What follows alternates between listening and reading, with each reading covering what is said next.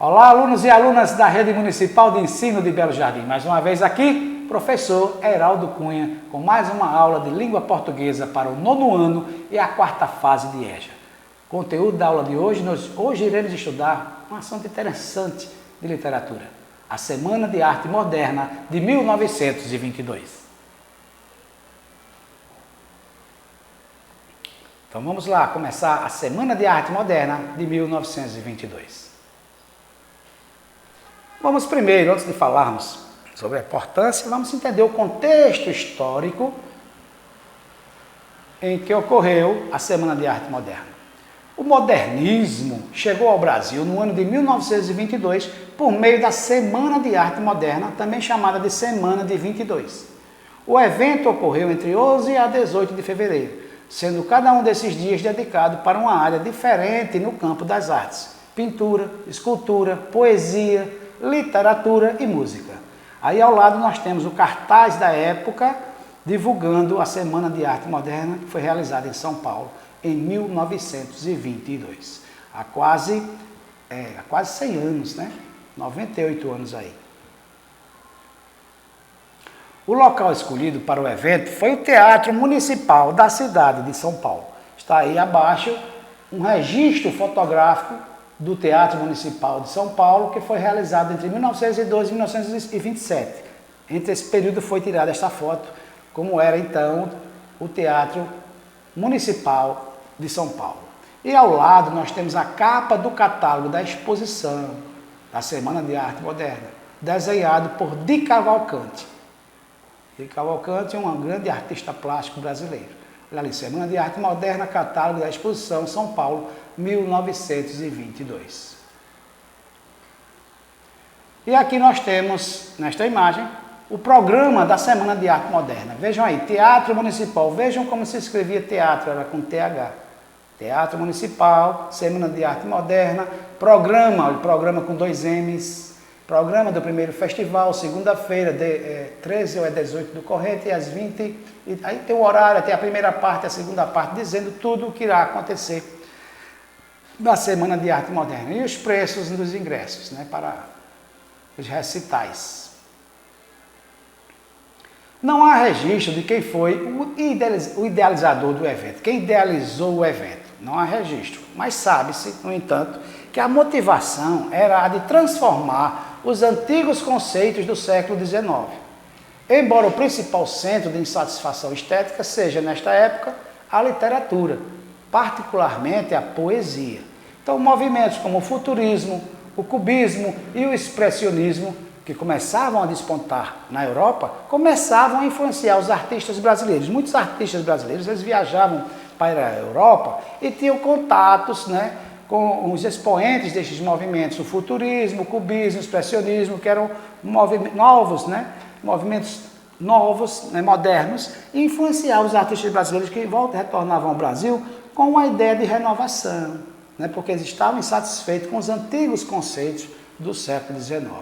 Vejam aí a imagem do grupo modernista de 1922. São os principais articuladores da Semana de Arte Moderna e o seu grupo. Entre eles os escritores Oswald de Andrade, Rubens Borba de Moraes, Cândido Mota Filho, Mário de Andrade, Manuel Bandeira, que é pernambucano, recifense, Graça Aranha e Paulo Prado.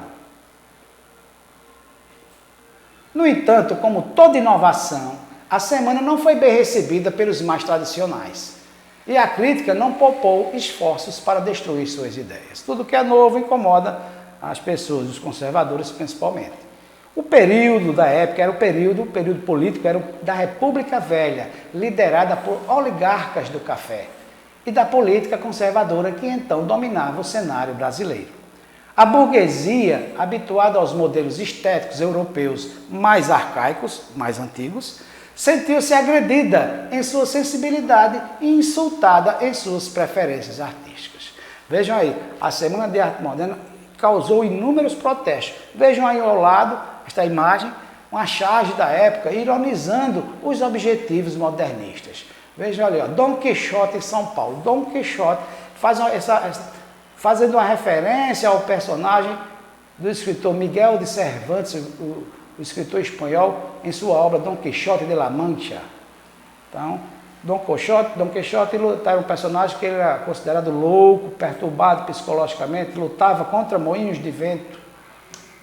Então, foram comparados os modernistas com Dom Quixote. E aí os próprios modernistas, aí uma caricatura, uma charge, né, dizendo, nós temos talento, mas com ironia, ironizando todos os articuladores da Semana de Arte Moderna.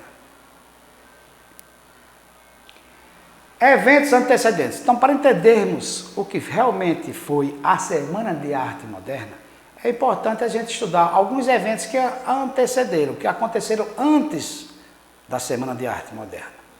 Então, alguns eventos são considerados determinantes e, de alguma forma, contribuíram com a realização da Semana de 1922. Em 1912, 10 anos antes, Oswald de Andrade, ao retornar da Europa, traz as ideias de futurismo de Marinetti e afirma: estamos atrasados 50 anos em cultura, chafurdados ainda em pleno parnasianismo. O que é o parnasianismo? O parnasianismo surgiu na França durante o século XIX com o objetivo na criação de poesias perfeitas.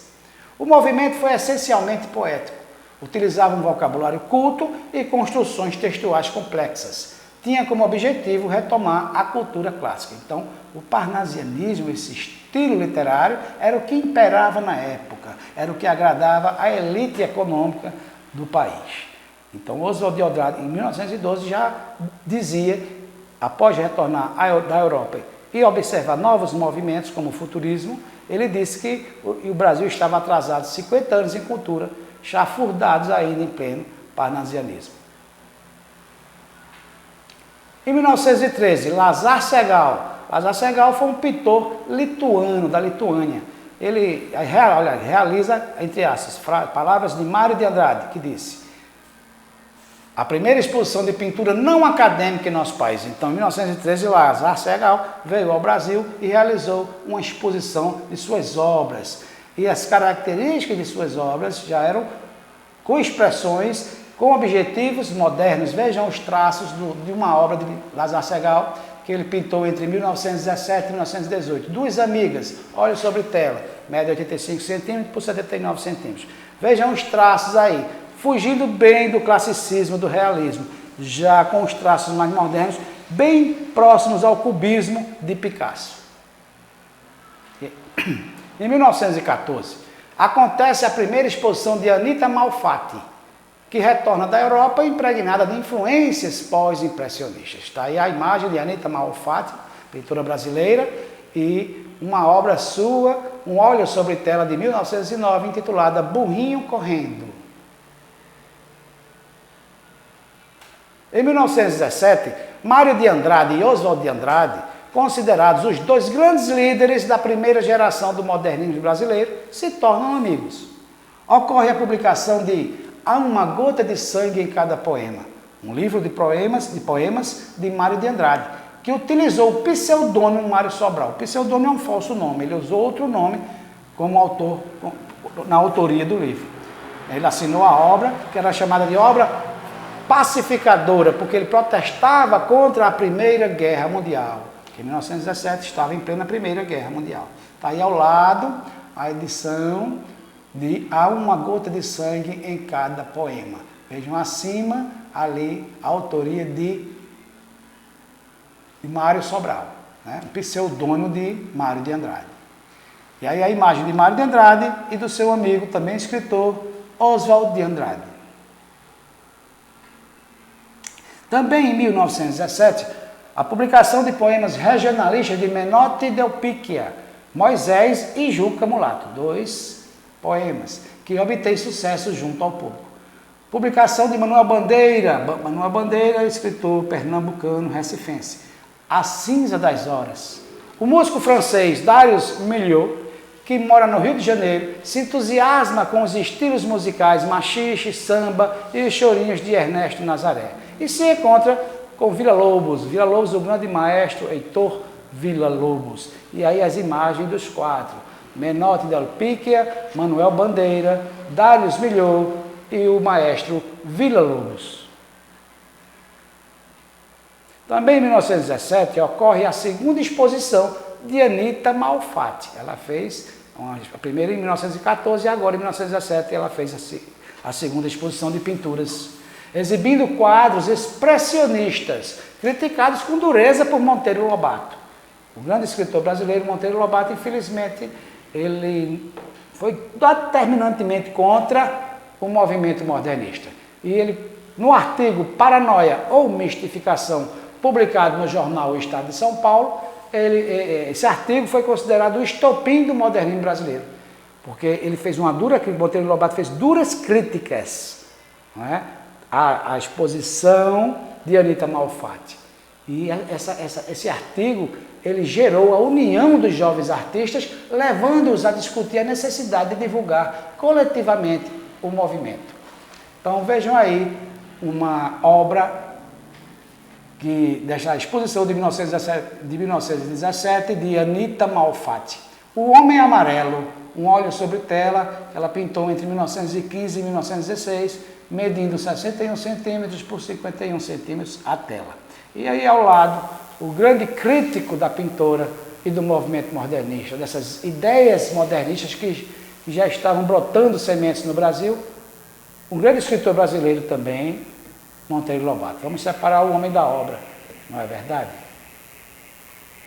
E em 1919, Manuel Bandeira publica Carnaval, apresentando versos livres. Olha, Carnaval é um livro de poemas que ele publicou, apresentando versos livres.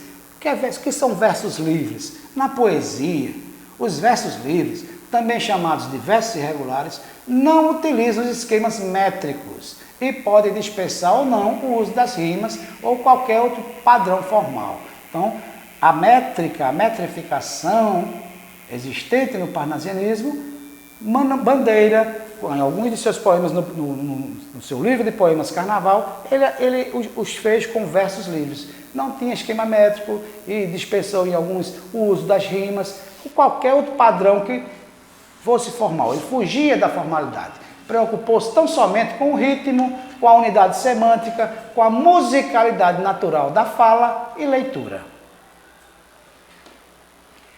E em 1921, durante festa no Palácio Trianon, em homenagem ao lançamento de As Máscaras, de Menotti del Picchia, Oswald de Andrade faz um discurso, declarando a chegada da Revolução Modernista em nosso país. Ocorrem exposições de quadros de Vicente do Rego Monteiro.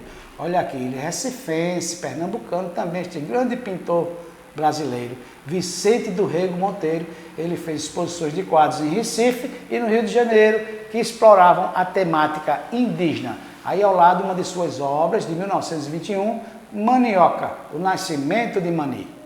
Vejam que a temática é indígena. E também em 1921, houve uma mostra que apresenta desenhos e caricaturas de Cavalcante, denominada Fantoches da Meia-Noite, na cidade de São Paulo. Oswald de Andrade, Menotti del Picchia, Cândido Mota Filho e Mário de Andrade divulgam o modernismo em revistas e jornais. Então começa esse movimento a ser divulgado em revistas, jornais, exposições, como no caso aí a mostra de desenhos e caricaturas do grande artista plástico brasileiro Di Cavalcanti. E aí duas imagens de Di Cavalcanti. A primeira ele mais jovem, aos 20 anos, e a segunda ele já com mais idade. E ali aqueles coloridos são alguns desenhos e caricaturas que ele apresentou na mostra denominada Fantoches da Meia-Noite. Também em 1921, Mário de Andrade escreve a série Os Mestres do Passado, analisando esteticamente a poesia parnasiana que se encontrava no auge da consideração literária e manifesta a necessidade de superá-la, porque a sua missão já tinha sido cumprida. Então, Mário de Andrade escreveu essa série dizendo que a poesia parnasianismo já estava ultrapassado e que a vez agora era do modernismo. Então, houve também a publicação do artigo de Oswald de Andrade sobre os poemas de Mário de Andrade, intitulando O Meu Poeta Futurista. A partir disso, ainda que da recusa de Mário de Andrade em aceitar a denominação, a palavra futurismo passa a ser utilizada de forma indiscriminada para designar toda e qualquer manifestação de comportamento modernista, na maioria das vezes em tom pejorativo. Vamos aqui olhar as imagens dos principais representantes da Semana de Arte Moderna na literatura, e grandes escritores, grandes poetas. Mário de Andrade, Oswald de Andrade, Ronald de Carvalho, Menotti del Picchia, Guilherme de Almeida, Sérgio Millier e Manuel Bandeira, o nosso querido poeta e escritor Manuel Bandeira, pernambucano e recifense. E nas artes plásticas e músicas se destacaram como representantes Anita Malfatti, a pintora, Di Cavalcanti, também pintor, artista plástico, e Santa Rosa, também um pintor. E na música temos o maestro Heitor Villa-Lobos e a grande pianista Guiomar Novaes. Podemos dizer que a maior contribuição da Semana de Arte Moderna foi dar liberdade à arte brasileira, desprendendo-a da reprodução pouco criativa dos padrões europeus, e iniciar a construção de uma cultura essencialmente nacional.